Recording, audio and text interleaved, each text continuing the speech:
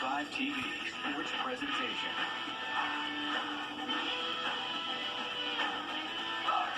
TV. For 75 years, the state of Minnesota has seen the puck drop on the boys' high school hockey tournament. It's more than a game. It's a chance to root for your high school, your town, or your community. It's become a part of our fabric, our culture, our way of life. It's where our boys have turned into legends. Mayasich, Housley, Button, Spihar, and Bessie. One state, one tourney, one game. Welcome to our past, our present, and our future. Welcome to the state of hockey. 75 years and counting.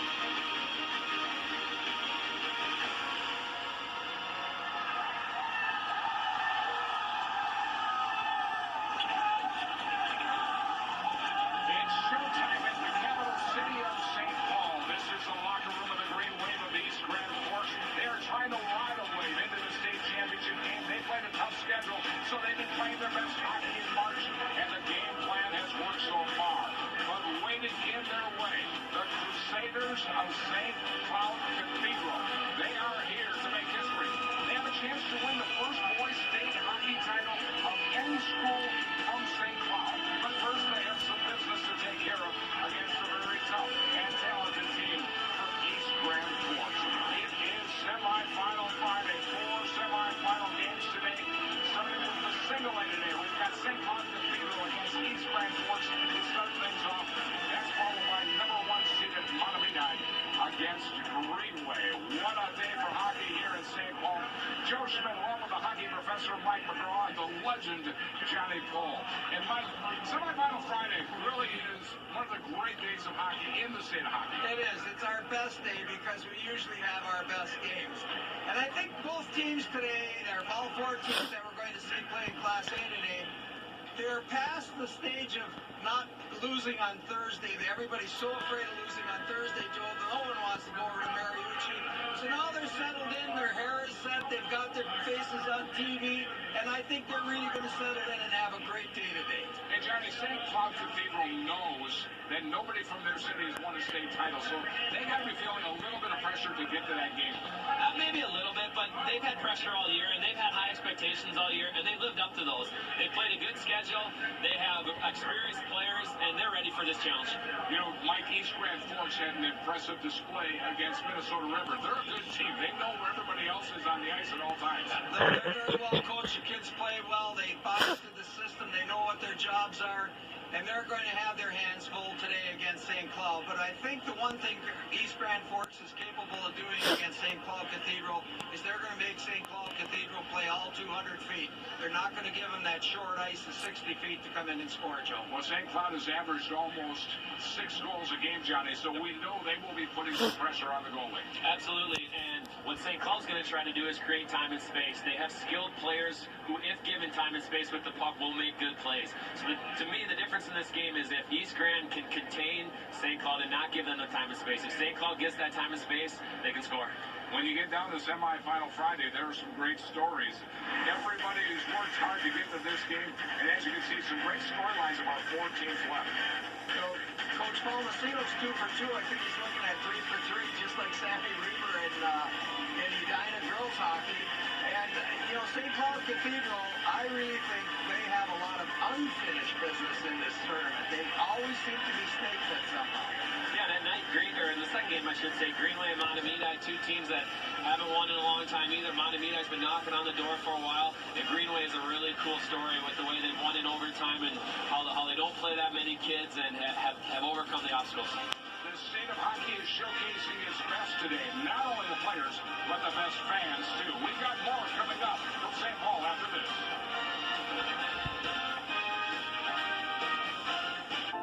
Pregame show is brought to you by Greater Twin Cities Honda Dealers, proud sponsors of Minnesota Youth Hockey. We are getting set for the first of 4 semifinals today at the 75th annual Boys State Hockey Tournament in Minnesota. We're coming to you live from the XL Energy Center. And, Mike, I think what we need to see is a good goalie performance out of East Grand Forks because, as Johnny mentioned, St. Cloud can put some points on the board. Two things East Grand Forks needs, like you said. Number one, they need a good performance from their goaltender. But number two, they need their defensemen to clear that slot all the time and not leave St. Cloud Cathedral unattended in there, Joe. Johnny, what's it like? You played in 4 of these state semifinals, knowing that if you win, you're playing for a state title, knowing that if you lose, you're going to play for a third-place game you don't want to play. Yeah, it's exciting. And like Mike said in the opening, you play on Wednesday and you just want to win that game so badly because you don't want to go to Mariucci. These teams have had a day to rest now. They've recovered, and they are so fresh and ready to play the biggest game of their year.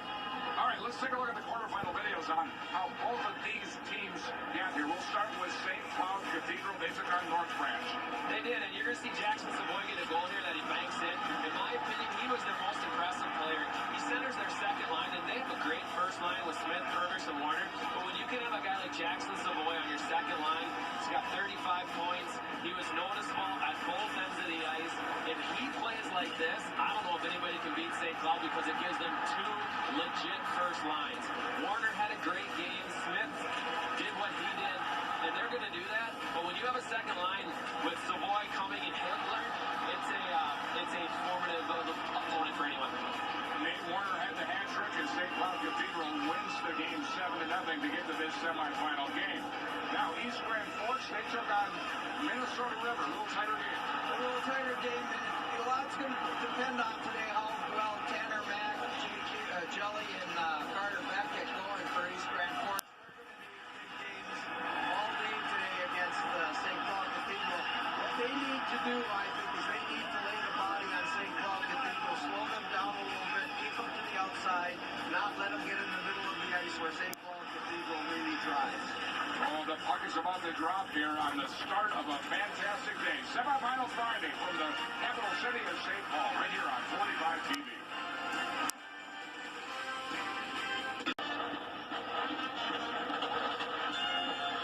Welcome to the XL Energy Center in St. Paul. It's the Class A semifinal bracket starting off this morning, and we've got a great game for you as we continue the 75th state tournament. The Green Wave and the Crusaders, numbers 2 and 3 in the seedings. That means, this should be an outstanding matchup. I'm Dan Terhar, welcoming you back up to the press box, along with my favorite Jaguar of all time, Mark Parrish. How are you? It's fantastic. Ready to go? Always ready to go to the state tournament. This should be a great matchup. Cathedral comes in with a guy named Warner, who, boy, you better keep an eye on him. In that line, you cannot let go. Like Mike was saying in the pregame, East Grand has got to get it out of their end as fast as possible, play as much as they can in Cathedral's end. For East Grand Forks, the Green Wave, they've got a kid named Mack that also can do some pretty serious damage. Good Lord, is he a sniper. That was an incredible shot, an incredible game he had yesterday. And those guys, like I said, their 4D have really got to get it out of their end quick, get it through the neutral zone, no turnovers. Cathedral feeds off that. How big is it to have that full day off? They played Wednesday, they had Thursday off. Does that make a big difference in what we're going to see on the ice? Especially when it comes to tomorrow with these teams. But yes, it does. It's a big day off. These guys aren't even used to playing 3 and 4, let alone 3 and 3. Exactly. Goaltenders in this one, well, I tell you what, this time of year, if your goaltender gets hot, it can take you all the way. He's got to be your best player. You hate to put pressure on goaltenders, but that's their job. If your goaltender isn't your best player, you're going to have some troubles getting to that championship game. Who's going to dictate the pace of this one? St. Cloud Cathedral definitely wants to, but East Grand has to if they want to slow down Cathedral. They score so many goals. They have so much skill up front. Warner, when these guys get going, Savoy, it just seems to avalanche of goals comes in at the next against or for them. It wasn't that long ago when East Grand Forks won back-to-back titles, so they've been here, they know what to do, but I don't think that either team is going to be hampered by their experience or the big stage. No, they got the nerves out of the way on Wednesday's games. Now who can settle in, who can take advantage right away, get the pace, get going, settle into your game. You don't need to adjust your television. This will be a very blatantly contested contest. The Green Wave in green and the Crusaders in their bright yellow sweaters and socks. No doubt. Good Stevens Witch. Easy numbers to see. I like that. You make it easy to read. Good crowd here at the XL Energy Center in St. Paul as they continue to roll in. The crowd will grow throughout the morning hours and early afternoon.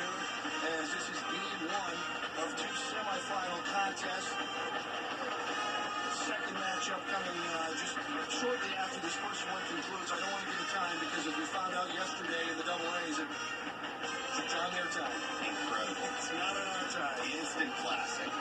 Some of the best hockey already, and I think, we've got some awesome games to come, including this one, between these two teams that both feel that they should be in the championship game come Saturday.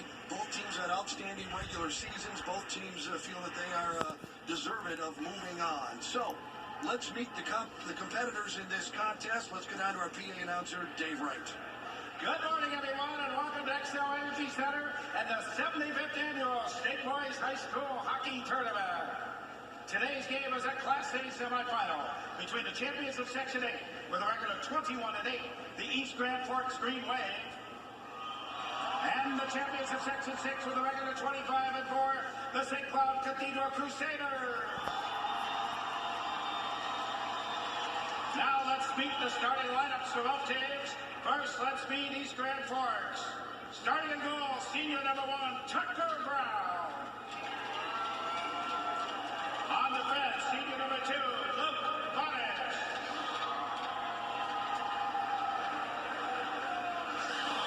And senior number 4, Ethan Tremble.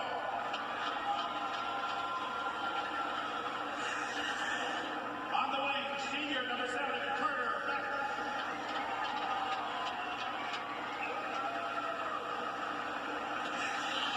Senior number 8, St. Chimney. And starting at center, senior number 19, Tanner Mack.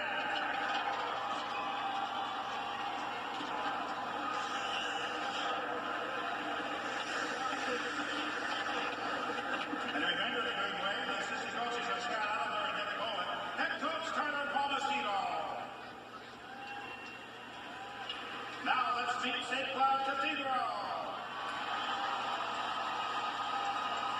Starting at goal, senior number 30, Noah Allenson. On defense, junior number 3, Bugenholm.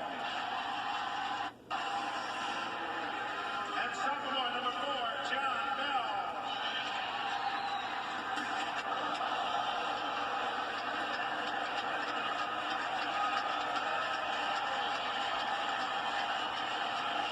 On the wings, junior number 8, Nate Warner.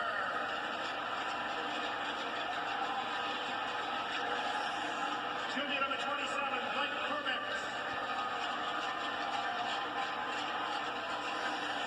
And starting at center, junior number 20, Jack Smith.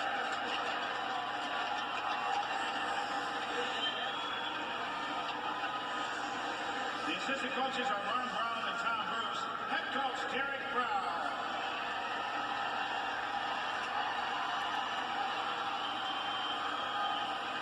Here are the officials deciding today's game. On the lines is Drew Walters of Henning, John Benoit of Duluth. Your game referees, Todd Klockner of Bovee, Nick Bionich of Hermantown. And now, ladies and gentlemen, we ask you all please stand, remove your hats and face the flag, and join the East Grand Forks Band under direction of Stacy Searle as they lead us in our national anthem.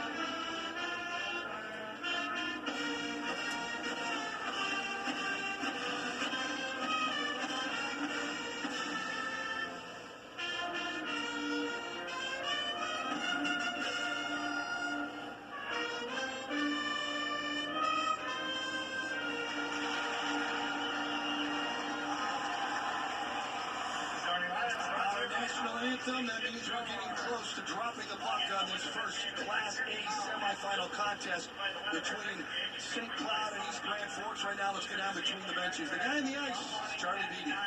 Thanks, Dan. And well, for a team to get this far, they've got to have great support off the ice. And for East Grand Forks, that starts with student manager Chris Axelson.